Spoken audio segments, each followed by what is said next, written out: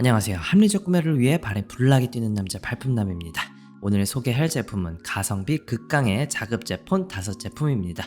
자급제 폰을 혹시나 모르는 분들을 위해서 30초만 설명할 건데요. 자급제 폰을 잘 아신다면 30초 정도 건너뛰기 하시기 바랍니다.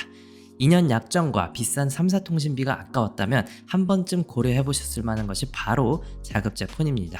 자급제 폰은 3사 이동통신사 중심의 2, 3년 약정 구조를 벗어나서 약정 없이 기기값을 한 번에 지불하고 원하는 통신 요금을 선택함으로써 합리적인 구매가 가능한 것이죠. 자급제 폰을 사기만 하면 사용하던 유심을 꽂아서 바로 사용이 가능하고 2년 의무 약정 혹은 6, 7만원 이상의 요금제 등을 강요받지 않아도 되니 전반적으로는 많은 이득이 있습니다. 따라서 자급제 폰을 구매하면 10만원에서 50만원대 저렴한 가성비 폰으로 사용을 할 수가 있습니다. 이번에는 50만원 이하의 가성비 자급제 폰으로만 준비를 했습니다. 자, 그럼 자급제 폰 베스트 5 출발해 보겠습니다.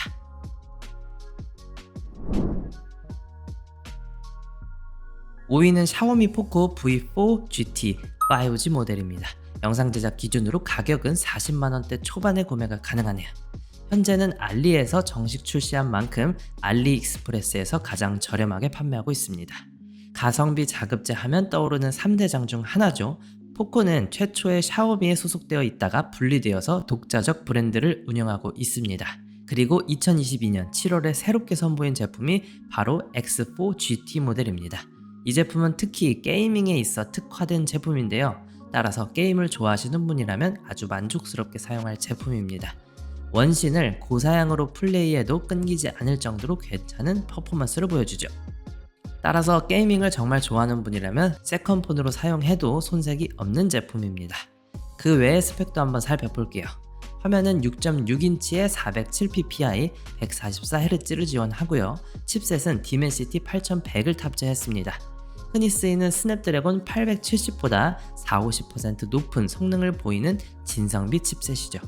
또한 램은 8GB, 저장 공간은 128, 256GB 중에 선택이 가능하고요. 참고로 마이크로 SD 슬롯이 제공되지 않는 건 아쉽습니다. 카메라는 전면 2000만 화소에 후면은 트리플 구조로 6400만, 800만, 200만 화소가 지원되네요. 배터리는 5080mAh이고 최대 충전 속도는 무려 67W까지 지원을 합니다. 이 제품은 물론 국내 유저가 사용하기에는 AS가 불편하고 삼성페이, 통화녹음 같은 편의 기능이 빠졌다는 건 아쉬운 점이 있습니다. 다만 반대로 이런 기능이 필요가 없다면 포코 브랜드로 선택하는 것도 좋은 방법입니다. 40만원대의 높은 성능을 탑재했기 때문에 역시나 가성비 좋은 제품으로 잘 나온 듯 하네요.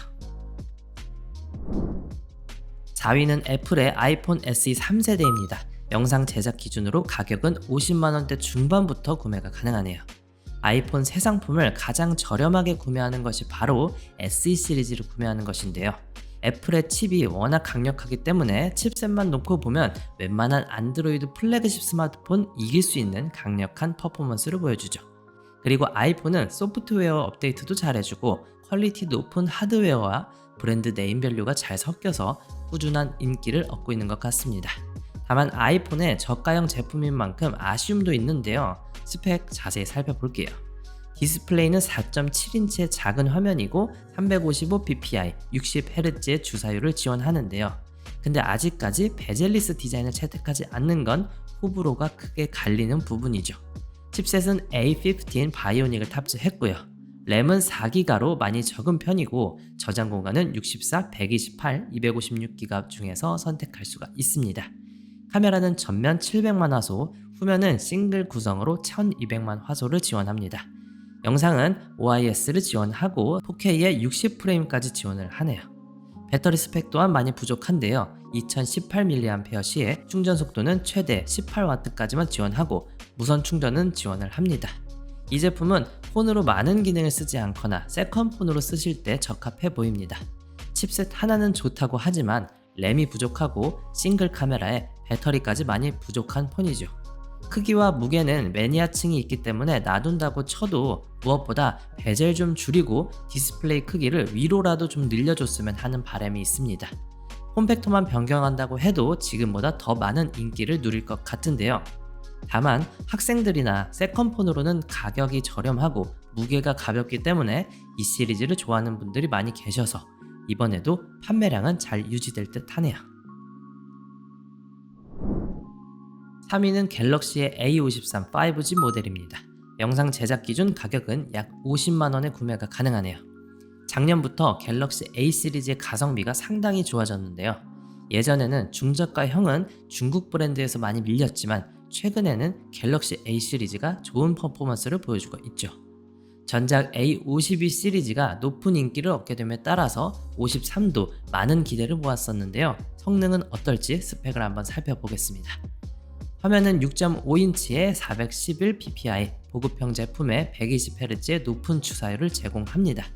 칩셋은 엑시노스 1280을 탑재했는데요. 전작 A52S보다 칩셋 성능은 크게 업그레이드 되지 않은 모습입니다. 램은 6기가, 저장 공간은 128기가이고 마이크로 SD 카드로 최대 1TB까지 확장 가능합니다. 카메라는 전면 3200만, 후면은 쿼드 구성으로 6400, 1200, 500만, 500만 화소를 제공하네요. 영상은 4K 30프레임까지 가능하고 광학과 전자 손떨방 모두 제공합니다. 배터리는 5000mAh이고 충전 속도는 최대 25W를 지원하고 무선 충전은 지원하지 않습니다. 그 외에 삼성페이, 빅스비, 지문인식 등의 삼성의 편의 기능은 모두 제공하네요. A53의 아쉬운 점을 꼽자면 전작 A52S 대비 엄청난 개선을 보기가 힘들다는 건데요. 게다가 3.5mm 이어폰 단자가 빠졌고 기본 충전기도 이번에는 빠졌습니다. 그렇다 해도 50만원대의 삼성의 편의 기능을 즐길 수 있고 디스플레이 스펙은 여전히 높은 퍼포먼스를 보여주기 때문에 가성비 보면 괜찮은 모델입니다. 기본 용도만 사용하는 라이트 유저나 맞굴릴 세컨폰이 필요하셨던 분들이라면 추천드리고 싶네요. 2위는 샤오미의 홍미노트 11 프로입니다. 가격은 6GB 램 기준 36만원부터 구매가 가능하네요. 앞서 말씀드린 가성비 브랜드 탑3 중 하나인데요. 게다가 가장 저렴한 30만원대에 구매할 수 있다는 게 큰 메리트를 갖고 있는 제품입니다. 홍미노트 시리즈는 매번 히트를 칠 정도로 가성비가 아주 좋은 제품인데요.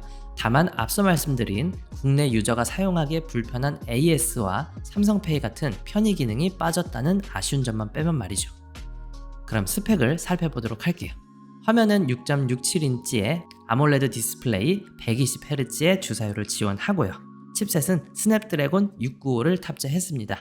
모바일 배그 정도는 높은 옵션에서 충분히 돌릴 수 있는 정도이고요.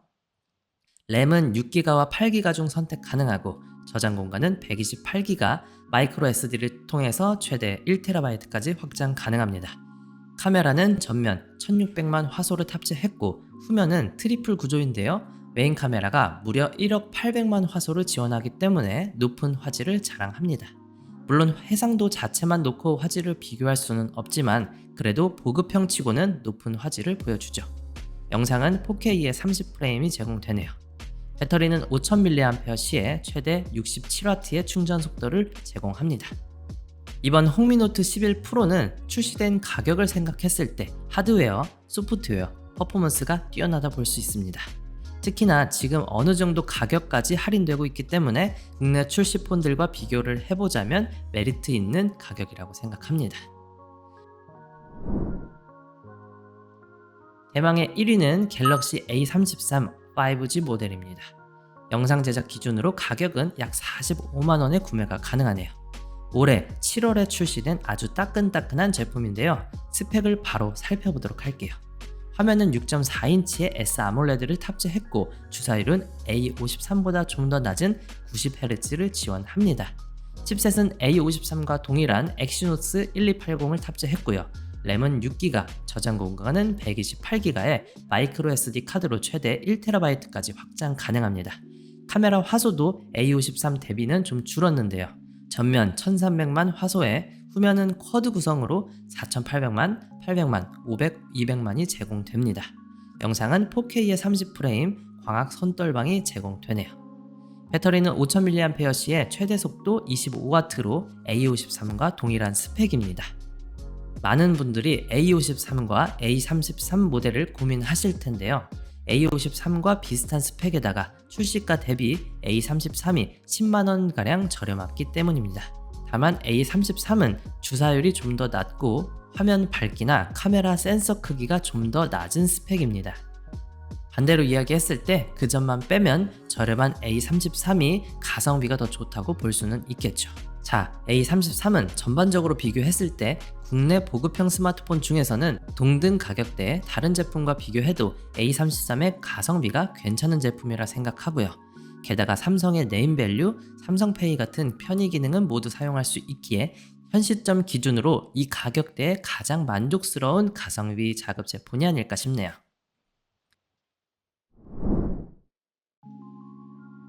어떤가요? 잘 보셨나요? 이번 영상은 여기까지입니다.